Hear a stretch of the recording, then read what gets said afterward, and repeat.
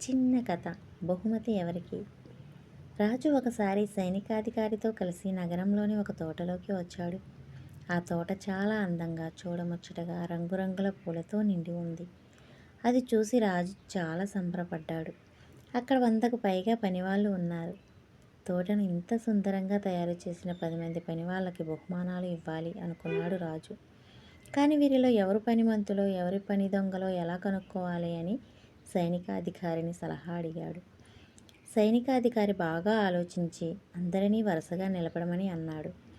ఒక్కొక్కరినే మెచ్చుకుంటూ కరచాలనం చేయసాగాడు. అందరికీ కరచాలనం చేశాక 10 మందిని పక్కకు పిలిచి, మహారాజా, వీరే మీరు ఇచ్చే బహుమానానికి తగినవారు అన్నాడు. ఈ 10 మంది అందరికన్నా బాగా పనిచేసేవారు అని ఎలా చెప్పగలవు అన్నాడు సందేహంగా రాజు.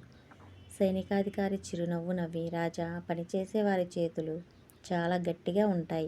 పని దొంగలవి చాలా మృదువుగా, మెత్తగా ఉంటాయి. వీళ్ళకు కరచాలనం చేసినప్పుడే తెలిసిపోయింది వీళ్ళలో ఎవరు పనిమంతులో, ఎవరి పని దొంగలో అన్నాడు. రాజు సైనికాధికారి తెలివికి మెచ్చుకొని ఆ 10 మందికి బహుమతులు ఇచ్చాడు.